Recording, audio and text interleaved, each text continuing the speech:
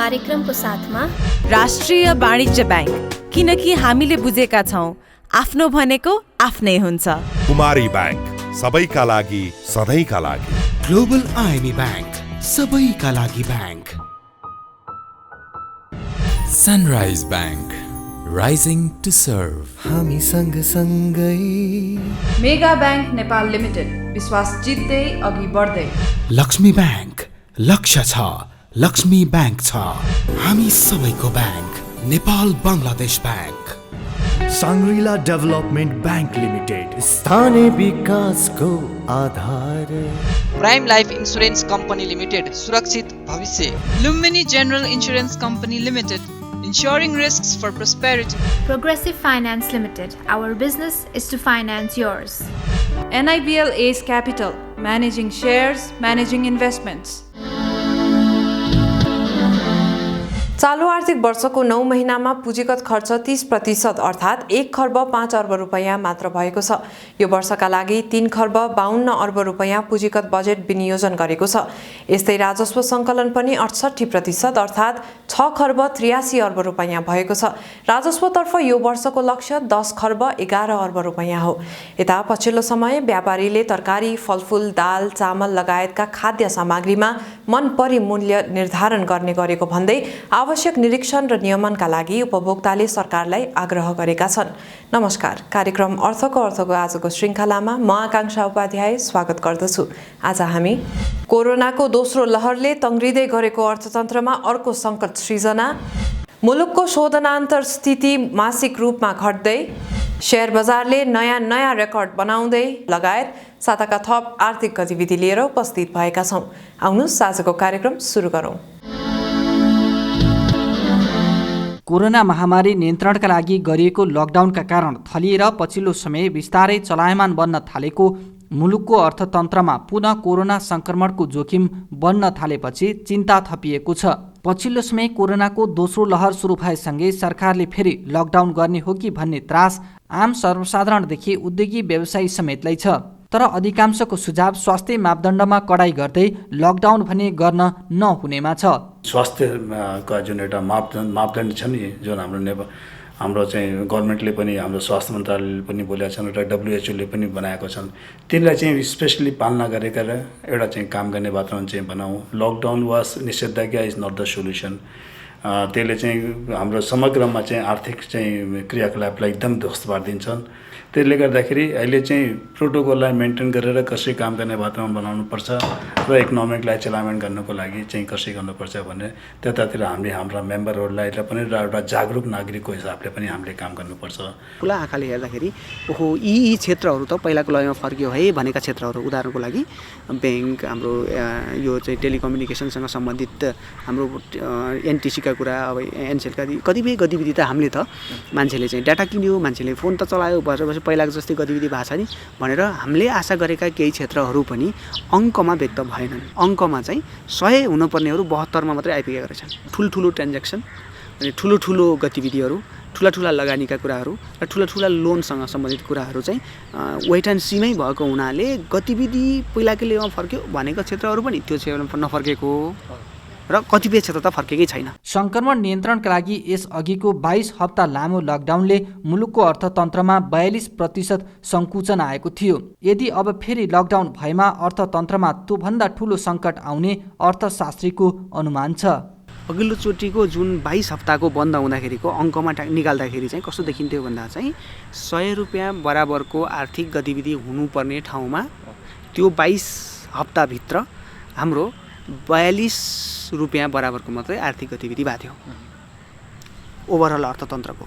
त्यो 22, तर त्यो 22 हप्ता मात्रै हाम्रो अर्थतन्त्र त थिएन, बाँकी 52 मध्ये धेरै बाँकी थियो भनेको एभरेजमा त्यसले के गर्यो त भन्दा अर्थतन्त्र धेरै सङ्कुचन गरेन। तर जतिखेर लकडाउन गरिन्छ त्यो बेला भयङ्कर ठुलो सङ्कुचन गर्छ अर्थतन्त्रमा।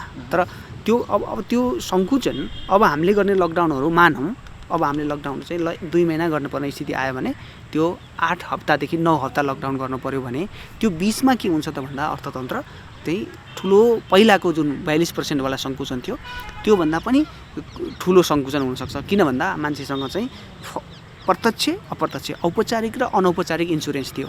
तपाईँको पकेटमै पैसा छ, तपाईँको इष्टमित्र चिने जानेको मान्छे विदेशमा छ, विदेशमा हुने मान्छेले कम्प्रोमाइज गरेर पनि पैसा पठाएको छ, अनि तपाईँको कहीँ न कहीँ ऐचो पैचो गर्न सक्ने क्षमता छ। ती हुनसक्ने तपाईँको तौर तरिकाहरू तपाईँले अप्नाइसक्नु भयो। त्यसो त प्रधानमन्त्री केपी शर्मा ओलीले सरकार सकेसम्म लकडाउन गर्ने पक्षमा नरहेको स्पष्ट पार्नु भएको छ।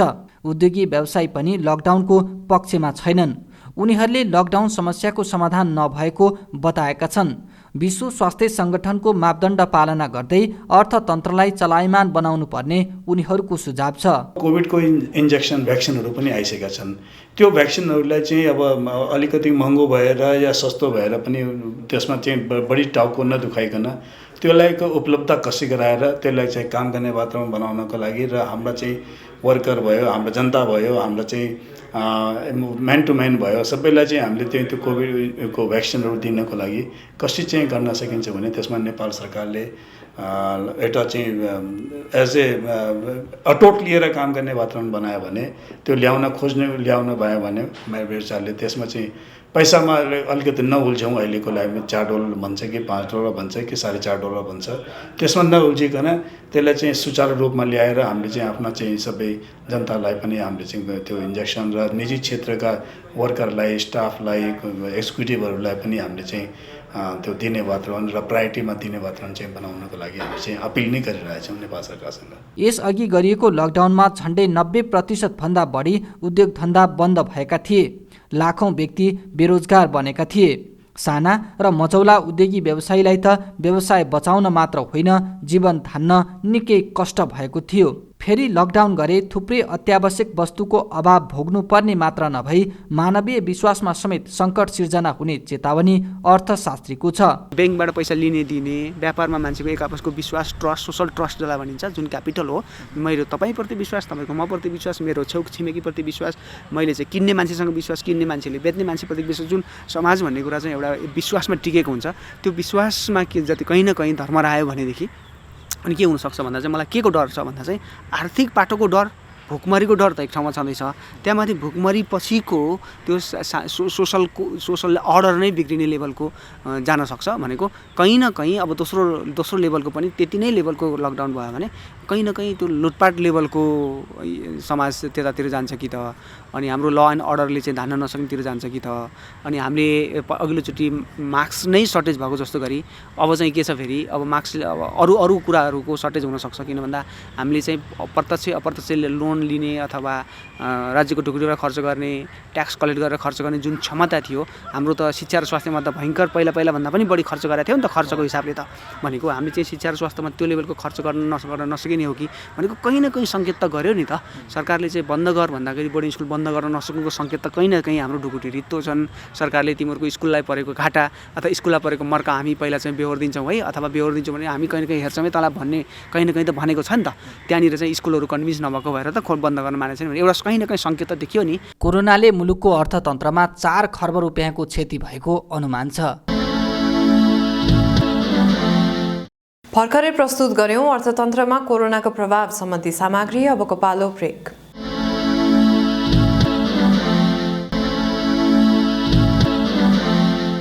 पछिल्लो समय शेयर बजारले नयाँ रेकर्ड बनाइरहेको छ। बजारमा भएको वृद्धिले लगानीकर्तालाई थप उत्साही बनाएको छ। एक सामग्री। 2077 साल नेपालको पुँजी बजारका लागि ऐतिहासिक रह्यो। 77 सालमा कारोबार र बजार परिसूचक दुवै बढे। नेप्सेले ल्याएका नयाँ नीति र प्रविधिले पनि बजार बढाउन सघाउ पुगेको हो। विगतका वर्षमा नेप्से परिसूचक 1800 बिन्दुमाथि उक्लन नसकेकोमा वर्ष 2077 को अन्तिम दिनसम्म आइपुग्दा नयाँ रेकर्ड बनाउँदै 2700 बिन्दुमाथि पुगेको छ। त्यस्तै कारोबार रकम पनि 10 अर्बमाथि भएको छ। 2077 साल नेपालको पुँजी बजार एउटा ऐतिहासिक सालको रूपमा हामीले बुझ्नुपर्छ। यसमा इन्डेक्समा पनि वृद्धि भयो, कारोबारमा पनि वृद्धि भयो, नम्बर अफ कम्पनीको सेयरमा पनि वृद्धि भयो हैन, र तपाईको क्यापिटलाइजेसनमा वृद्धि भयो। सबै चिजहरुमा नयाँ खालको के अरे यो इतिहास कायम गर्न सफल भयो यो वर्ष 2077 सालमा। र यसमा धेरै चिजहरु भए। तपाईको हामीले यो बजार बढेको मात्रै चिजहरु होइन। हेर्नुस्, तपाईको बुक बिल्डिङको सुरुवात गर्ने भनेर यही वर्ष आयो। त्यसपछि तपाईको यहाँ के आयो भने तपाईको नेप्सेको हामीले रिस्ट्रक्चरका कुरा ल्यायौं, र नेपालमा तपाईँको अहिले चाहिँ सम्म आइटी पोलिसी स्टक एक्सचेन्जका लागि थिएन, त्यो ल्यायौँ। 2077 सालमा स्टक डिलर पनि आयो, त्यो पनि एक किसिमको नेपालको पुँजी बजारका लागि सकारात्मक पक्ष हो र 77 सालमै त्यसले भनौँ न कारोबार पनि सुरु गरेको छ। यसरी कारोबार रकम र परिसूचक दुवै बढ्नुमा नेप्सेले विकास गरेको अनलाइन कारोबार प्रणालीमा लगानीकर्ता आकर्षित हुनुलाई लिइएको छ। हामीले जुन ल्याएको अनलाइन सिस्टम थियो, अनलाइन सिस्टमलाई पनि इन्डिभिजुअल लगानीकर्ताको बिचमा पुर्याउन हामी सफल भयौँ। कोभिडको कारण हुँदाहुँदै पनि हामीले यो सचेतना कार्यक्रम धेरै ठाउँमा गर्न सफल भएका छौँ। हामीले कतिपय ठाउँमा वेबिनारबाट गरेका छौँ, कतिपय हामी फिजिकल्ली आफै गएर पनि गरेका छौँ। त्यो कारणले गर्दाखेरि हामीले यो वर्ष नेप्सेमा एउटा कम्प्लायन्स शाखा पनि सुरु गरेका छौँ, अनुपालन शाखा पनि हामीले सुरु गरेका छौँ। यसरी यो 2077 साल नेपालको पुँजी बजारका लागि एउटा ऐतिहासिक साल भयो र हामीले यो स्टक एक्सचेन्जको आन्तरिक भनौँ न स्ट्रक्चरलाई पनि सही किसिमको अनुगमन र पारदर्शिता रहोस् भन्नका लागि हामीले सूचीकृत कम्पनीहरूले कुनै पनि गरेका डिसिजनहरू हाम्रो वेबसाइटमा आफै अपलोड गर्ने सिस्टमको पनि डेभलप गरेका छौँ। हामीले वाणिज्य ब्याङ्क, विकास ब्याङ्कका सिइओ र कम्पनी सचिवहरूलाई राखेर त्यो बारेमा छलफल गरेका छौँ, उहाँहरूका फिडब्याक ल्याएका छौँ। यसरी समग्र रूपमा हेर्दाखेरि नेपालको पुँजी बजार का लागि 2077 साल अत्यन्त सुखद रह्यो। वर्ष 2077 मा दोस्रो बजार प्रवेश गर्ने नयाँ लगानीकर्ताको सङ्ख्या पनि उल्लेख्य बढेको छ। नेप्सेका अनुसार दोस्रो बजारमा सेयर कारोबारका लागि स्वदेश र विदेशबाट 6,94,000 आबद्ध भएका छन्, जसमध्ये 5,76,000 अनलाइन कारोबार प्रणालीमा जोडिएका छन्। हामीसँग आजको दिनमा 6 लाखको हाराहारीमा लगानीकर्ता या दोस्रो बजारमा लगानी गर्ने योग्य हुनुहुन्छ, जसले केवाइसी अपडेट गरेको हुन्छ, जसले भनौँ न कारोबार गर्नका लागि हामीसँग लिस्ट अथवा दर्ता हुनुभएको छ, 6 लाखको हाराहारीमा हुनुहुन्छ। त्यो 6 लाखको हाराहारीको लगानीकर्तामध्ये झन्डै 80देखि 90% हाराहारीमा अनलाइन मार्फत गर्नुहुन्छ। अहिले त तपाईँको के भने नेपालमा बस्ने नेपाली मात्रै होइन कि विदेशमा बस्ने नेपाली जसको डिम्याट अकाउन्ट र ब्याङ्क अकाउन्ट नेपालमा छ, उहाँहरूले पनि कारोबार गर्नुभएको छ। अस्ति 10 अरब चान्चुनको कारोबार हुँदाखेरि झन्डै 65-66 मुलुकमा बस्ने नेपालीहरूले यहाँ 13-14% को हाराहारीमा उहाँहरूले लगानी गर्नुभएको छ। त्यो कारणले 77 सालको एउटा उपलब्धि पनि भनेको के हो भने नेपालका कुना काप्चामा मात्रै होइन है दोस्रो बजारको प्लेटफर्म पुगेको, विदेशमा पनि पुगेको छ भन्ने कुरो हामीले 77 सालमा अनुभव गर्न पाएका छौँ र विदेशमा बस्ने लगानीकर्ताले पनि वास्तवमा धेरै खुसी बनाउनु भएको छ अहिलेको अवस्थामा। बजारलाई थप लगानी मैत्री बनाउन नीतिगत सुधार गर्दै लैजाने नेप्सेले बताएको छ। त्यसका लागि 2077 सालमा थालिएका काम पूरा गर्नुका साथै नयाँ प्राथमिकता पहिचान गरिने बताइएको छ। एपीआई पोलिसी, आइटी पोलिसी आएको छ। इन्डिभिजुअल ब्रोकरलाई हामीले इन्डिभिजुअल एपीआई दिन्छौँ। यो भनेको के हो भने उहाँका लागि अर्डर म्यानेजमेन्ट सिस्टम हामीले दिन्छौँ हैन। त्यो सँगसँगै हामीले अब यो सोचिरहेछौँ, अब यो कुरा त गरेका छैनौँ, क्यापिटल मार्केटको कुनै इन्स्टिट्युसन खडा गर्ने हो कि भन्ने पनि हामी सोचमा छौँ। यो वर्षको नीति कार्यक्रममा हामी त्यो राख्छौँ र जुन फाइनेन्सियल डेरिभेटिभको हामीले होमवर्क गरेका छौँ त्यो फाइनेन्सियल डेरिभेटिभलाई पनि कार्यान्वयन गर्नका लागि हामीलाई चाहिने ऐन नियम कानुनको पनि व्यवस्था गर्छौँ। त्यसै गरी यो क्लियरिङ कम्पनीको रूपमा पनि अगाडि बढ्न सकिन्छ कि भनेर त्यसमा पनि हामीले सोच्छौँ। र अनि त्यसपछि तपाईँको यो के हो भने नयाँ ब्रोकरको पनि कुरो आएको छ। यसलाई पनि अब धितोपत्र बोर्डले भोलि हामीलाई त्यो निर्देशन दिने बित्तिकै ती कुराहरू हामी अगाडि बढाउँछौँ। यो तपाईँको सदस्यता नियमावलीलाई अन्तिम रूप दिन्छौँ। सूचीकरण र यो तपाईँको के भने कारोबार विनियावलीमा केही भएका कमी कमजोरीलाई सुधार गर्नका लागि हामीले त्यसलाई पनि अगाडि बढाउने काम गर्छौँ। 2078 साल पनि 2077 जस्तै अझ यो भनौँ न सुदृढ रूपमा, पारदर्शी रूपमा अझ अगाडि बढ्ने र नेपालको पुँजी बजारमा सबै लगानीकर्ताहरूले पुँजी बजारबाट सहज रूपले लाभ लिन सकुन् भन्ने उद्देश्यले हामीले नीति, हाम्रो कार्यक्रम र हाम्रो साधन र स्रोतले भ्याएसम्म यो संस्थालाई अगाडि बढाउने र लगानीकर्ताको हित प्लस अब नेपाल सरकार भनौँ न धितोपत्र बोर्ड उहाँहरूको निर्देशन अनुसार नै हामी अगाडि बढ्छौँ। अब अहिले तपाईँको वर्तमान अवस्थामा अर्थमन्त्रीज्यूले पनि पुँजी बजारलाई धेरै अगाडि बढाउनुपर्छ भन्ने कुरो गर्नुभएको छ। उहाँको व्यक्तिगत चासो पनि छ, कहाँनिर के गर्नुपर्छ, मन्त्रालयको के सहयोग चाहिन्छ, तपाईँहरूलाई के गर्नुपर्छ ल्याउनुहोस् भनेर भनिराख्नु भएको छ। र मन्त्रीज्यू आउने बित्तिकै बजारले पनि धेरै उचाइ लिएको छ र आगामी दिनमा पनि यी कुराहरू सहजताका साथ अगाडि बढ्छन् जस्तो लाग्छ मलाई। बजार सुधारका लागि नेप्सेले थालेको प्रयासले बजार अझै बढ्ने अपेक्षा लगानीकर्ताले गरेका छन्। थप सामग्री अघि छोटो ब्रेक।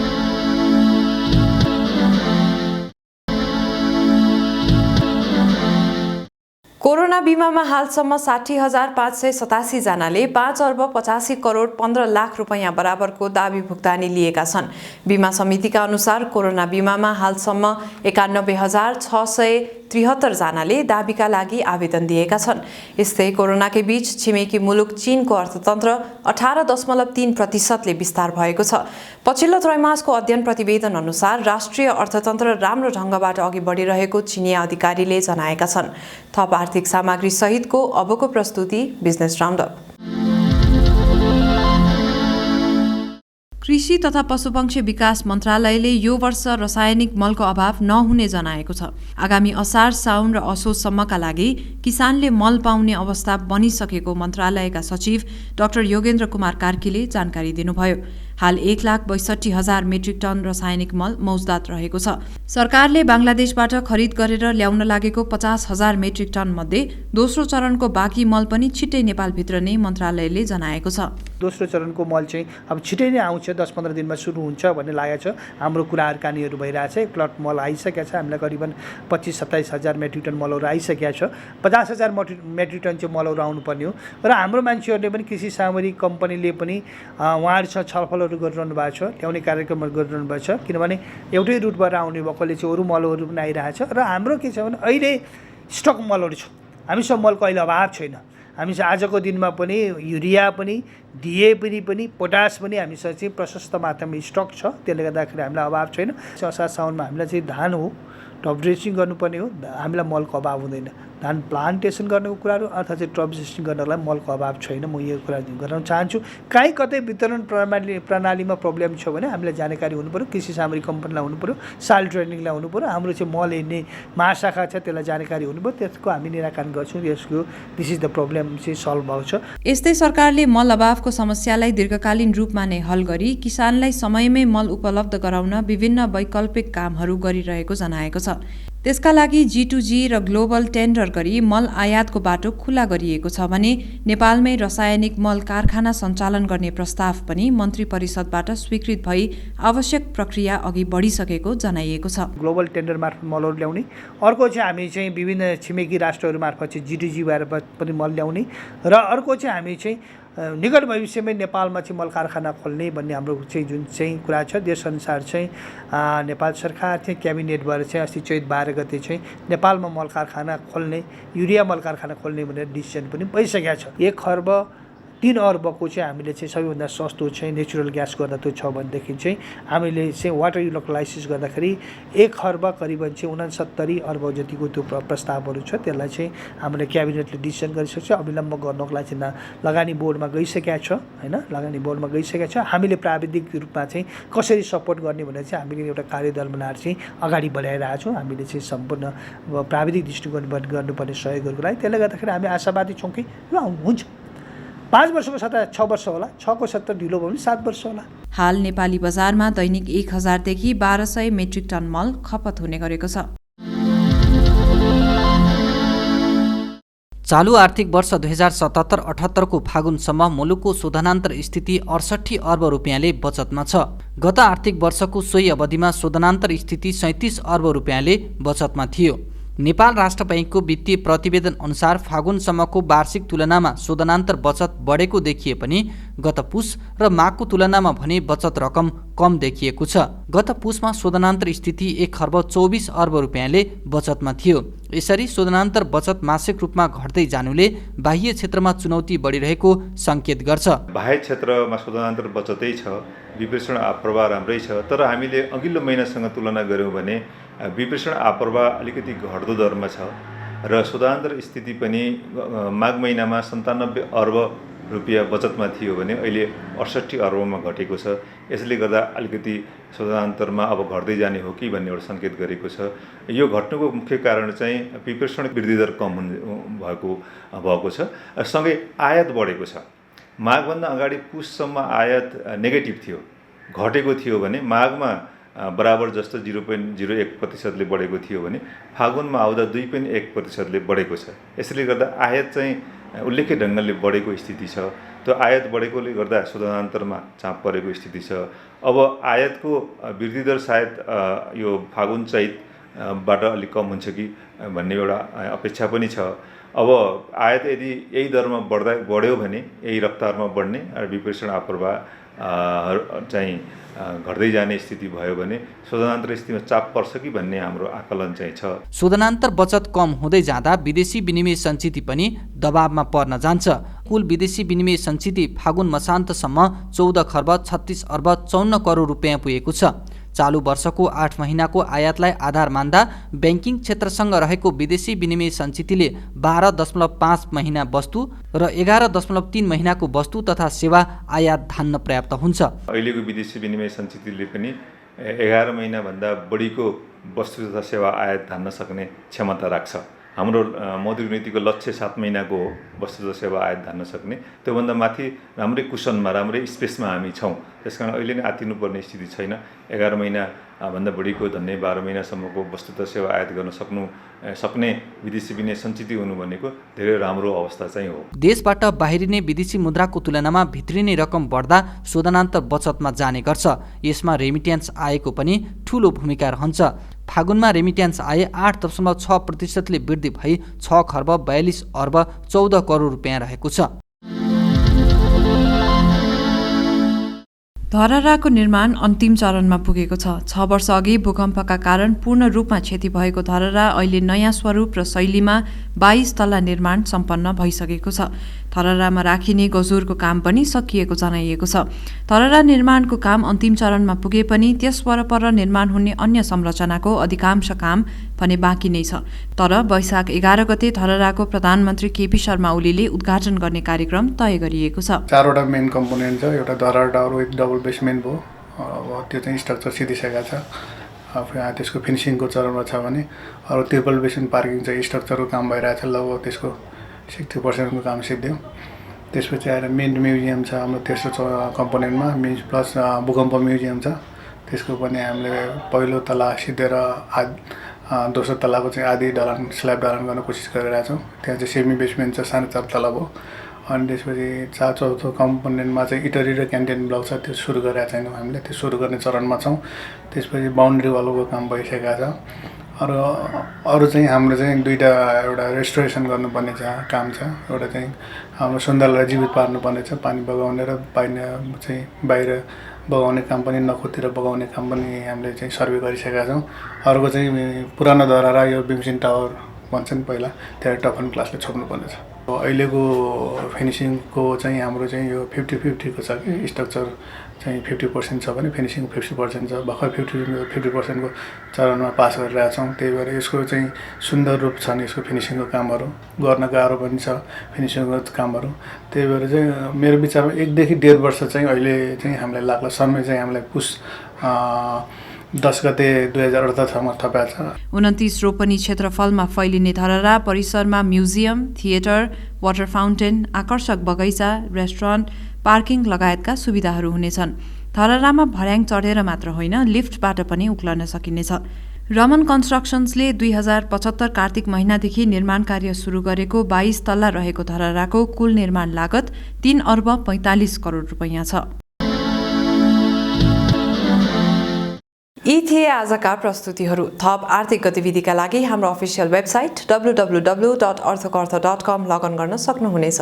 आजको निर्धारित समय सकिएको छ। म लगायत सम्पूर्ण युनिटलाई बिदा दिनुहोस्। नमस्कार।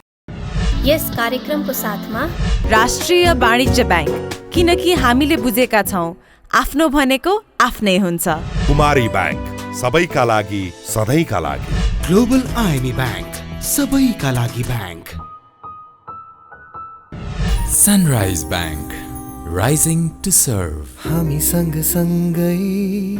मेगा ब्याङ्क नेपाल लिमिटेड, विश्वास जित्दै अघि बढ्दै। लक्ष्मी ब्याङ्क, लक्ष्य छ, लक्ष्मी ब्याङ्क छ। हामी सबैको bank, Nepal Bangladesh bank.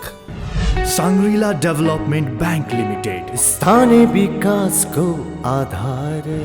Prime life insurance company limited, सुरक्षित भविष्य। Lumini General Insurance Company Limited, ensuring risks for prosperity. Progressive Finance Limited, our business is to finance yours. NIBL Ace Capital, managing shares, managing investments.